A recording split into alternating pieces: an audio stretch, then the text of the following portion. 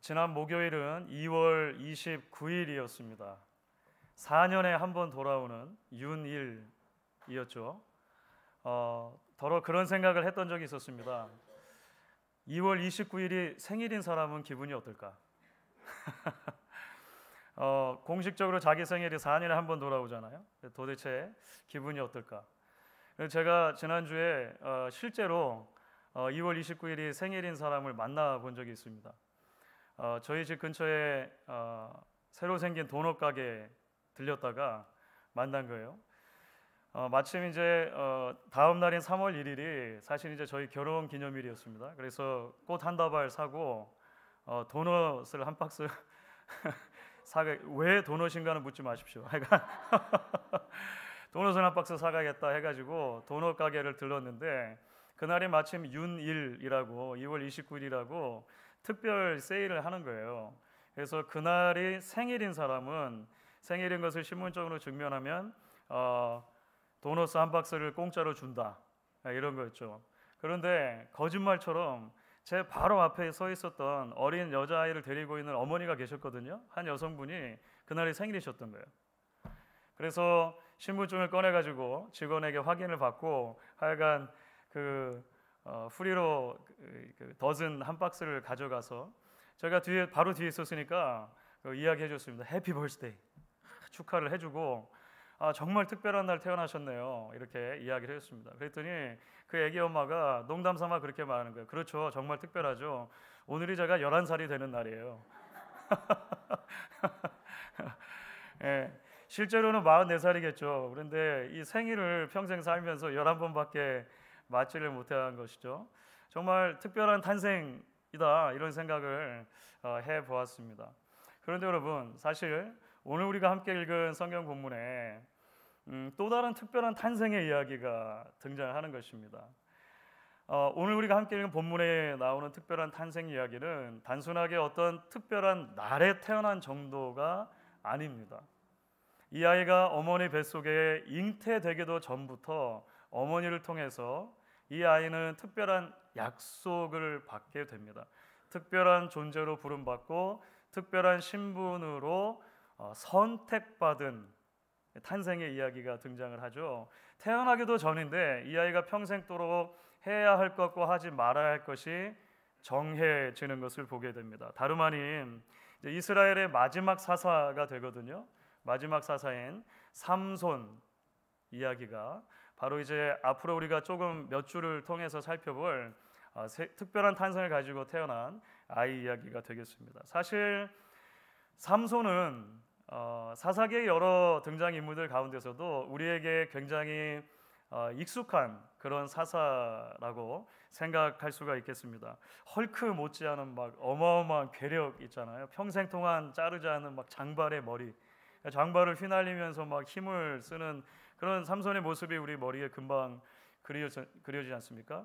여러 여성과의 관계, 특별히 이제 마지막 그 들릴라라고 하는 여인에게는 속임을 받게 되고 그 머리를 이제 깎이고 결박되고 뭐 이런 여러 장면들, 배신의 아이콘 같기도 하고 그렇습니다. 그래서 사실은 굉장히 오랫동안 이 삼손 이야기, 특별히 뭐 삼손과 들릴라 이야기인데요, 영화나 오페라나 여러 화가들의 그림의 주제가 될 정도로 대중문화에서는 굉장히 사실 흔하게 찾아볼 수 있는 그런 소재가 되어 왔습니다. 그런데 삼손에 대해서 가지고 있는 이런 통속적인 문화의 이미지가 어쩌면 성경이 정말로 말하는 삼손의 이미지를 훼손하거나 가리고 있는 것 같다는 생각이 듭니다. 그래서 무엇보다도 우리가 이 삼손 이야기를 사사 이야기라고 하는 사사기라고 하는 전체 맥락에서 또 한 걸음 더 나아가면 성경 전체라고 하는 맥락에서 살펴보는 것, 주의 있게 읽어가는 것이 굉장히 중요하겠다 생각이 듭니다. 앞으로 우리가 계속 그런 과정을 통해서 하나님이 우리에게 삼손 이야기를 통해 주시는 메시지들을 보게 될 것입니다. 오늘은 전체 이제 서론에 해당하는 말씀이라고 보시면 되겠는데요. 우리가 사사기 전체 맥락에서 그리고 성경 전체의 맥락에서 이 삼손 이야기를 읽어갈 때 잊지 말아야 할 굉장히 중요한 주제가 있습니다. 오늘 이제 설교 제목에서도 반영이 되어 있는데요. 그것이 바로 택함과 약함이라고 하는 주제입니다. 그러니까 택함과 약함이라고 하는 주제가 사사기를 통해 계속 반복되었지만 이 삼손 이야기에서 특별히 우리에게 나타나게 됩니다. 삼손 이야기는 하나님의 특별한 택함을 받은 한 사람이 결국은 자신의 약함이라고 하는 올무에 빠져서 그 부르심에 합당한 삶에서 점점 멀어져 가는 이야기라고도 볼 수 있어요. 그래서 결국은 이 삼손 이야기는 사사기 전체 이야기의 축소판이기도 하고요. 한 걸음을 더 나가면 이스라엘 역사 전체의 축소판이라고도 말할 수 있을 것입니다. 여러분, 삼손 이야기가 시작되는 13장 1절이 이렇게 적고 있죠. 우리에게 굉장히 익숙한 내용일 것입니다. 13장 1절이 이렇게 됐습니다. 같이 한번 읽어보겠습니다. 이스라엘 자손이 다시 여호와의 목전에 악을 행하였으므로 여호와께서 그들을 40년 동안 블레셋 사람의 손에 넘겨 주시니라. 이제 사사 입다 이후에 입산, 엘론, 압돈이라고 하는 세 명의 소사사가 있었습니다. 그것이 이제 12장 후반부 내용이에요. 그리고 나서 이스라엘 백성들은 또 여호와의 목전에 악을 행한 것입니다. 이 또라고 다시라고 하는 용어가 사사기를 통해서 계속 반복이 되었었죠. 그렇게 이스라엘 백성들이 또 하나님 앞에 범죄하니까 하나님께서는 이번에 이스라엘 백성들을 블레셋 사람들의 손에 넘기셨습니다. 40년 동안 압제를 받게 하셨어요. 지배를 받게 하셨습니다. 지난 3월 1일이 3.1절이었잖아요. 3.1절. 우리나라가 일제강점기를 지난 것이 몇 년인지 여러분 다 아시죠? 1910년 한일 합방을 요즘에 한일 합방이라고도 부르지 않는데 어쨌든 기준으로 하면 35년입니다. 35년. 그런데 우리는 잘 알고 있습니다. 35년 동안 이민족의 다른 나라의 지배를 받은 것이 그 이후 역사에 얼마나 큰 영향을 미쳤느냐라고 하는 것입니다. 사회 곳곳에 영향을 미치지 않은 곳이 없을 정도로 사실 35년의 압제라고 하는 거 굉장히 긴 기간이죠. 지금 40년이라고 하면 그것보다도 5년이 더 긴 거예요. 사사기 전체의 맥락에서 보더라도 지금까지 이스라엘 백성들이 받았던 이민족의 그 어떤 통치보다도 긴 기간입니다. 지금까지 가장 길었던 기간이 보통 18해 정도가 가장 길었거든요. 그것보다 2배가 더 긴 그런 블레셋의 압제를 받게 된 것이죠. 그러니까 이 기간이 이스라엘 백성들에게 미쳤을 영향을 우리는 미루어 짐작할 수 있는 것입니다. 피지배자로 살아가는 것이 익숙해질 대로 익숙해졌을 거예요. 그렇죠. 문화, 종교, 관습, 경제, 교육, 삶의 전반적인 부분들이 블레셋화 되었다라고 해도 과언이 아닐 것입니다. 우리가 이제 삼손 이야기가 펼쳐지면서 그런 부분들을 조금 더 들여다보게 될 것입니다. 그러니까 짙은 패배주의와 자기 정체성 상실이 지금 현재 이스라엘 백성들의 현 주소라고 말할 수 있겠죠. 여러분, 이런 그림 안에서 볼 때 하나님이 이스라엘의 사사로 세우시는 삼손의 탄생 이야기가 중요한 것입니다. 그렇죠? 삼손은 사사기 전체의 여러 사사들 중에 굉장히 특별합니다. 독특하죠. 왜냐하면 어머니 뱃속에 그가 잉태되기도 전에 하나님의 특별한 선택을 받은 유일한 사사입니다. 다른 사사는 그런 적이 없어요. 삼손은 그런 특별한 선택을 받죠. 2절부터 5절까지 해서 그런 수태고지와 관련된 이야기들이 등장을 하는데 몇 가지 중요한 정보가 있습니다. 첫 번째 정보의 세트는 이런 것이죠. 삼손 부모에게 사실 오랫동안 자녀가 없었다는 것입니다. 사실 불임 가정이었다는 것입니다. 그리고 그 불임 가정에게 주시는 하나님의 약속에 대한 정보예요. 다시 말하면 지금 삼손이 태어난다라고 하는 것은 그 자체로 임신이 전혀 불가능한 상황 가운데서 하나님이 주시는 기적이다라고 하는 것이 일단 시작의 출발점입니다. 그러니까 삼손의 탄생은 그 자체로 기적이라고 하는 것이죠. 이게 왜 중요할까요? 지금 이스라엘 백성들이 자신들의 정체성을 잃어버려 가고 있다라고 하는 말씀드렸잖아요. 그런 문맥에서 이 사건이 중요한 이유는 사실 기적적인 이 탄생 이야기가 이스라엘 백성들에게 그들의 조상 이야기를 떠올리게 하기 때문에 그래요. 아브라함 이야기죠. 아브라함. 그러니까 이스라엘은 모든 민족이 아브라함을 조상으로 두는 거예요. 아브라함이 이스라엘 출발점이에요. 아브라함이 없으면 이스라엘도 없는 거거든요. 그런데 하나님께서 아브라함을 부르시면서 큰 민족을 이루겠다고 하시며 약속을 주시지 않습니까? 그런데 큰 민족이 이루어지려면 일단 한 아들부터 시작을 해야 되잖아요. 그 한 아들이 아브라함이 100세, 사라가 90세 될 때까지 태어나지를 않는 거예요. 누가 보아도 자기 스스로들이 볼 때나 주변 사람들이 볼 때나 이제는 아이를 낳는 것이 불가능하다라고 누구나 다 알 수 있는 그 상황에서 이삭이 태어나요. 기적이죠. 그러니까 이스라엘 민족은 그 자체로 살아가는 모든 게 기적인 거예요. 그 이후의 모든 삶은 기적의 삶이라고 하는 것이죠. 두 번째로 이제 2절부터 5절까지의 다른 정보 세트가 있는데요. 그것은 삼손이 모태로부터 나시린으로 구별되었다는 것입니다. 그리고 그 나시린인 삼손을 통해서 하나님께서 이스라엘 백성들을 구원하실 것이다. 이런 약속이 주어지게 됩니다. 나시린, 태어났다는 나시린 이런 의미는 아니고요. 이 히브리어에서 온 거예요. 나시린이라는 말은 히브리어는 나지르라고 말하는데 구분되다, 구별되다라고 하는 히브리어 동사 나자르에서 왔습니다. 그러니까 그 자체로 구별되었다, 구분되었다 이런 뜻이 됩니다. 성경에서 나시린과 관련된 규례는 민수기 6장에 나와요. 민수기 6장에 이 나시린과 관련된 규례가 잘 설명되어 있는데 조금은 본문이 길지만 사실 이제 앞으로 계속 반복되는 삼손 이야기를 이해할 때 굉장히 중요한 그 배경 지식이기 때문에 좀 읽어보려고 합니다. 민수기 6장 2절 후반부부터 8절까지 여러분 제가 읽을 텐데 여러분 쭉 한번 눈으로 따라와 보십시오. 남자나 여자가 특별한 서원 곧 나시린의 서원을 하고 자기 몸을 구별하여 여호와께 드리려고 하면 포도주나 독주를 멀리하며 포도주로 된 초나 독주로 된 초를 마시지 말며 포도즙도 마시지 말며 생포도나 건포도도 먹지 말지니 자기 몸을 구별하는 모든 날 동안에는 포도나무 솟아는 씨나 껍질이라도 먹지 말지며 그 서원을 하고 구별하는 모든 날 동안은 삭도를 절대로 그의 머리에 대지 말 것이라. 자기 몸을 구별하여 여호와께 드리는 날이 차기까지 그는 거룩한즉 그의 머리털을 길게 자라게 할 것이며 자기의 몸을 구별하여 여호와께 드리는 모든 날 동안은 시체를 가까이 하지 말 것이요 그의 부모, 형제, 자매가 죽은 때라도 그로 말미암아 몸을 더럽히지 말 것이니 이는 자기의 몸을 구별하여 하나님께 드리는 표가 그의 머리에 있습니다. 자기의 몸을 구별하는 모든 날 동안 그는 여호와께 거룩한 자니라.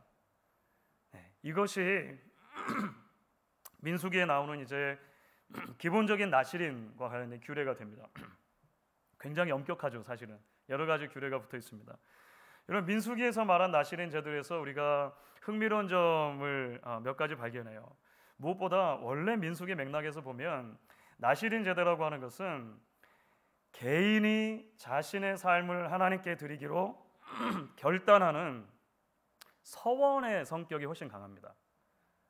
그러니까 이것은 의지적으로 내가 결단하는 거예요. 물론 더러 인생 전체를 드리는 경우도 있었지만 민수기 본문에서 말하는 것처럼 자신의 삶의 어떤 일정 기간만을 나시린으로 드리는 경우가 훨씬 더 일반적이었습니다. 그래서 그 일정 기간 동안은 어쨌든 내가 하나님 앞에 특별하게 내 삶을 드리기 원합니다라고 서원하는 거예요. 그리고 또 한 가지는 그 서원에 이제 따라오는 규례들이 있는 거죠. 규례들. 세 가지 큰 규례입니다. 하나는 포도주나 독주를 마시지 않는 것입니다. 민수기 본문에는 아예 포도에서 나온 거는 1절 먹으면 안 되는 거예요. 씨나 껍데기까지도 먹지 말라고 하니까 어쨌든 인생의 즐거움을 포기하는 것과 관계가 됩니다. 또 하나는 머리를 자르지 말라는 것이죠. 평생 동안 이 기간 동안 머리에 삭도를 대지 말라. 세 번째는 시신을 가까이 하지 말라는 것입니다. 심지어 부모, 형제, 자매의 장례가 있더라도 그 시신을 가까이 하지 말라는 굉장히 엄격한 규례가 주어져 있습니다. 자, 여러분 민수기 본문하고 삼손의 탄생 이야기에서 나온 나시린으로서의 택함을 비교해 봅니다. 그러면 우리는 삼손 이야기에서 조금 더 특별한 점을 발견하게 되죠. 그렇죠. 무엇보다 삼손은 자신의 의지나 선택으로 나실인 되기를 결정한 게 아니에요. 이게 굉장히 중요한 포인트가 됩니다. 굉장히 중요한 포인트가 됩니다. 심지어 삼손의 부모가 택한 것도 아니에요. 저 같은 경우는 어렸을 때 태어났을 때 저희 아버지께서 저를 하나님께 드리기로 서원하셨거든요. 저한테 물어보지도 않으시고 목사가 되라 이렇게 하신 거예요. 물론 나중에 제가 확인하는 기간이 있었습니다만 삼손은 그런 것도 아니에요. 자기 자신의 선택도 아니고 부모의 선택도 아니죠. 누가 선택했습니까? 하나님이 선택하시. 굉장히 중요한 포인트입니다. 태어나기도 전에 어머니의 뱃속에 잉태되기도 전에 하나님이 삼손을 나실인으로 택하신 것이죠. 하나님 앞에 평생을 거룩하고 구분된 사람으로 살아라 이렇게 부릅니다. 그렇기 때문에 삼손 이야기에서 재밌는 것 중에 하나는요, 삼손만 나실인의 규례를 지키는 게 아니에요. 어머니도 지킵니다. 그렇죠.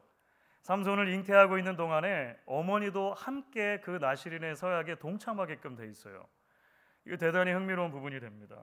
그렇다면 여러분, 삼손 이야기의 이런 특징이 사사기 전체의 흐름에서 어떤 의미를 가지고 있다고 말할 수 있을까요? 그렇습니다, 여러분. 말씀드렸던 것처럼 40년간의 블레셋의 압제를 받으면서 이스라엘 백성들에게 삼손 이야기, 특별히 그의 택함과 관계된 이야기는 이스라엘 백성들의 정체성을 생각나게 해주는 굉장히 중요한 장치입니다. 하나님 앞에 그들이 어떤 존재인가라고 하는 것을 삼손을 보며 자꾸 깨달아야 하는 거예요. 여러분, 아브라함이 시조인 이스라엘 백성들도 그 탄생 자체가 하나님의 기적이 아니고는 설명이 될 수 없는 백성들인 거죠. 하나님이 그 신실하신 가운데 이삭이라고 하는 그 한 아들을 주지 않으셨으면 이스라엘도 없는 거예요. 민족 자체가 없는 것입니다.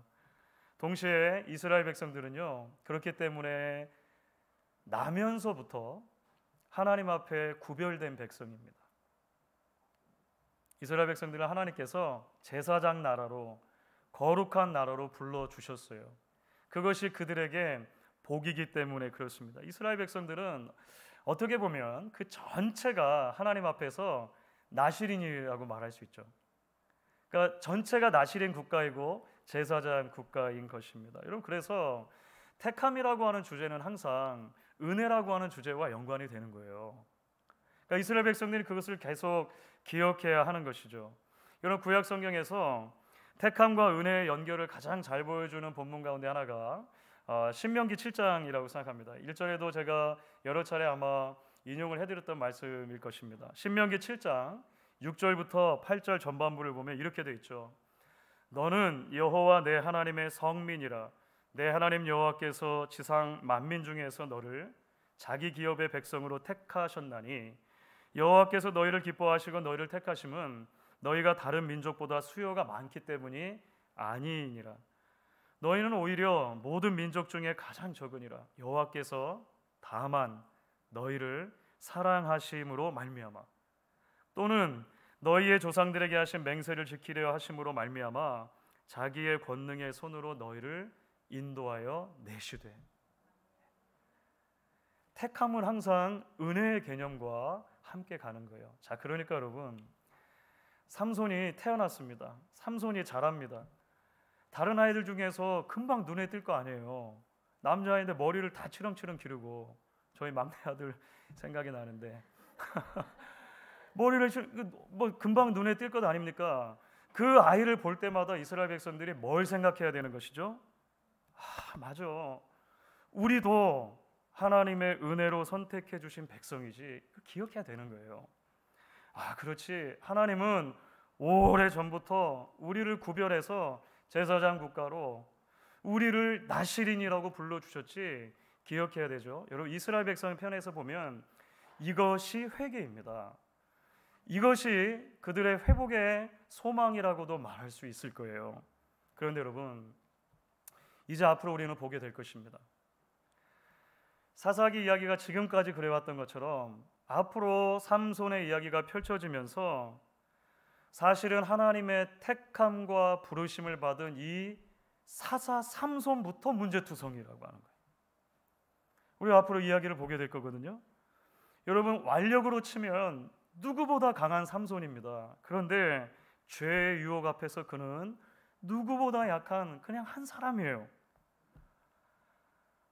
그에게 주신 나실인의 규례들이 있었잖아요. 너무나 쉽게 깨어집니다. 너무나 쉽게 깨어져요. 결국 나중에는 블레셋 사람들의 손에 잡혀서 그 두 눈이 뽑히고 결박당합니다. 그의 영적인 어두움과 그의 영적인 무기력, 그리고 거기서부터 나아가서 사사로 부름받은 삼손이 이지령이니까 이스라엘 백성들 전체가 얼마나 약한 존재들인가라고 하는 것을 우리는 보게 돼요. 제가 사사기 설교를 처음 시작하면서 인용을 해드렸었는데, 베리 웹이라고 하는 사사기 관련해서 굉장히 좋은 책을 쓴 학자가 있습니다. 그분이 이 사사기 전체를 오늘 설교 주제처럼 택함과 약함이라고 하는 주제로 풀어요. 그러면서 이런 이야기를 합니다. 이스라엘은 하나님의 택함을 받았지만 그 부르심대로 살기에는 너무 연약하다. 택함과 약함 사이의 이 갈등은 이제 펼쳐지는 내러티브에 극적인 긴장을 낳는다. 그러니까 우리가 사사 이야기만 놓고 보면 삼손 이야기에서 발견하는 것이 무엇인가? 바로 이 택함과 약함 사이의 긴장이 가장 클라이막스로 올라가는 것 같은 그런 느낌을 받아요. 이 긴장이 클라이막스로 올라갈수록 인간을 향한 소망, 기대, 이 모든 것들이 가장 낮은 지점까지 내려가는 것을 우리는 보게 됩니다. 그렇다면 여러분, 결국 우리가 이런 삼손 이야기를 사사기를 넘어 성경 전체의 맥락 안에서 어떻게 이해할 수 있냐는 것입니다. 택함과 약함 사이에서 어쩔 수 없는 갈등으로만 끝나버릴 것 같은 이 이야기가 결국 우리를 초대하는 믿음의 자리가 어디냐라고 하는 것이죠. 우리가 앞으로 계속해서 삼손 이야기를 살펴볼 때 이 큰 시선 안에서 살펴보겠지만, 오늘은 그래서 우리가 이 점을 같이 기억하는 것이 중요하겠다 생각을 합니다. 저는 이 지점에서 웨스민스터 신학교에서 구약을 가르치는 이안 드기두 교수님이라고 하는 분이 계시는데, 그 드기두 교수님의 관찰이 도움이 된다고 믿어요. 그 드기두 교수님이 사사기의 핵심 메시지는 도대체 무엇입니까? 이 계속해서 그 아래로 향해 가는 이 이야기를 우리는 어떻게 성경 전체의 맥락에서 이해하는가, 이렇게 설명합니다. 이스라엘에게 필요한 진정한 왕은 누구입니까? 그분은 외적인 거룩함에서 그치지 않고 모든 의를 성취하시며 마음 백성에게 진정한 구원과 생명수를 주시는 분입니다.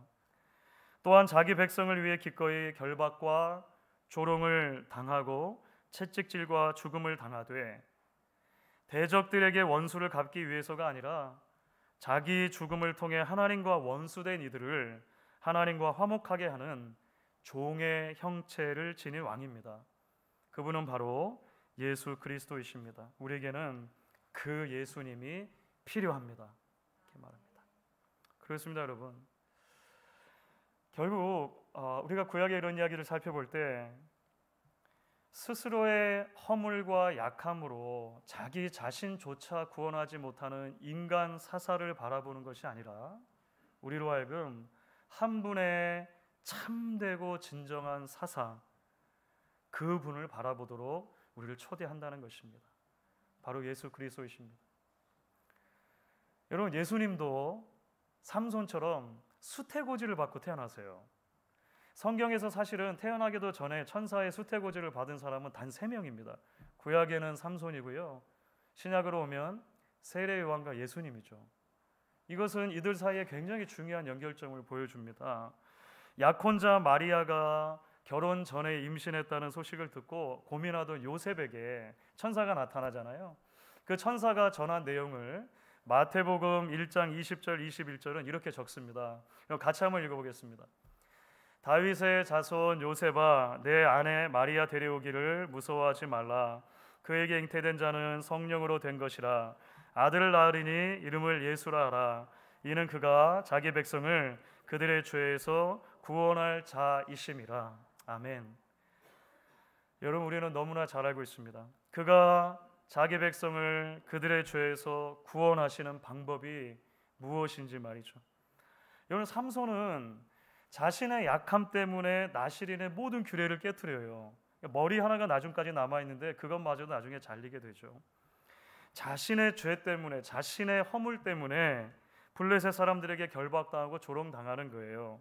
그저 나중에 보면 자신의 복수를 위해서 하나님 이 한 번 마지막 힘을 주셔서 내 원수를 갖게 해주십시오 하고 죽어요. 그게 끝이에요, 삼손은. 하지만 예수님께서 완전한 나시린으로 완전한 거룩한 삶을 우리를 대신 위해 살아주십니다. 그런데도 그 주님께서 죄인인 저와 여러분의 허물을 대신해서 채찍질을 당하시죠. 조롱당하시죠. 십자가의 죽임을 당하십니다.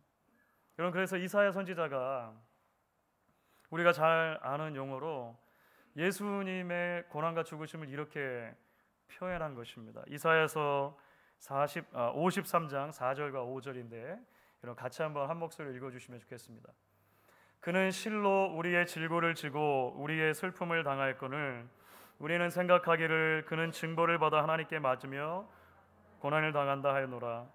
그가 찔림은 우리의 허물 때문이요 그가 상함은 우리의 죄악 때문이라. 그가 징계를 받음으로 우리는 평화를 누리고 그가 채찍에 맞음으로 우리는 나음을 입었도다.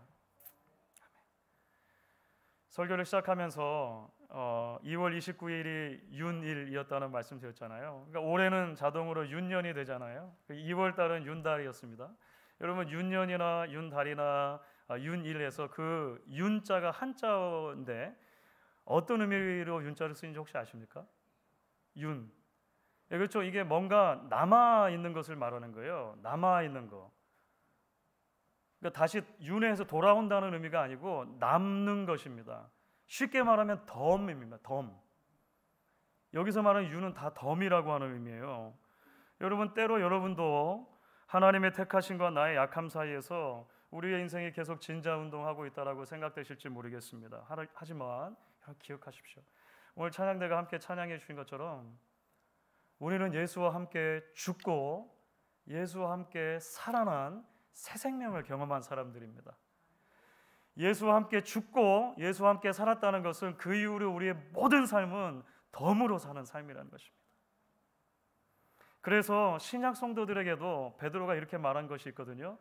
여러분들의 부르심과 택하심을 굳게 하십시오. 그런데 여러분 신약의 관점에서 보면요, 우리의 부르심과 택하심을 굳게 한다는 것은 결국 믿음의 주여 온전케 하신 예수를 계속해서 바라보는 거예요. 우리에게 덤으로 생명을 주신 그 예수님의 손에 우리의 손을 포개고 그 발에 우리의 발을 포개는 과정, 그것이 믿음의 걸음인 것입니다. 지난 주간 동안 중국의 지하교회 신학교에서 오랫동안 섬긴 한 미국 교수님을 만날 기회가 있었습니다. 좀 엄밀하게 말하면 그분의 어떤 수업을 제가 통역으로 도왔습니다. 마지막 수업을 하시는데 그 교수님이 시편 1편을 같이 묵상하자고 하시면서 그런 얘기를 하세요. 여러분, 제가 젊었을 때는 시편 1편을 묵상할 때마다 이렇게 기도했습니다. 하나님, 제가 이 시냇가에 심은 나무가 되게 해주십시오. 그래서 늘 시절을 조차 과실을 맺게 해주십시오. 기도했다는 거예요. 때로 그게 위로가 됐다는 것이죠. 그런데 어느 순간 깨달았다는 거예요. 시편 1편에 나오는 시냇가에 심은 나무는 율법을 다 지키는 의인을 말하는 거예요. 그런데 나는 그 의인이 아니더라는 겁니다. 그렇죠? 그럼 어떻게 내가 시냇가에 심은 나무일 수 있냐는 것이죠. 그런데 성경을 읽다 발견했다는 것입니다. 주님이 시냇가에 심은 나무더라는 것입니다. 나를 대신해서 율법의 모든 의의를 이루어 주신 참 의인인 것이죠. 그 주님이 요한복음 15장에 가니까 나는 포도나무요 너희는 가지라. 너희가 내 안에 내가 너희 안에 있으면 너희가 열매를 맺을 것이다 라고 말씀하셨다라는 것입니다. 그래서 그 이후로 기도 제목이 바뀌었다는 거예요. 주님, 내가 주님께 계속 붙어있게 해주십시오. 잘 붙어있는 가지 되게 해주십시오. 기도했다는 것입니다. 그렇습니다, 여러분. 이것이 믿음입니다. 이것이 덤으로 살아가는 인생이 향해야 할 자리인 것입니다. 오늘 우리에게 주신 말씀을 기억하며 우리 또한 우리의 참 사사이시며 참 포도나무이신 예수님께만 우리의 소망을 두겠습니다. 결단하는 저와 여러분 되실 수 있기를 주의 이름으로 축원하겠습니다. 아멘.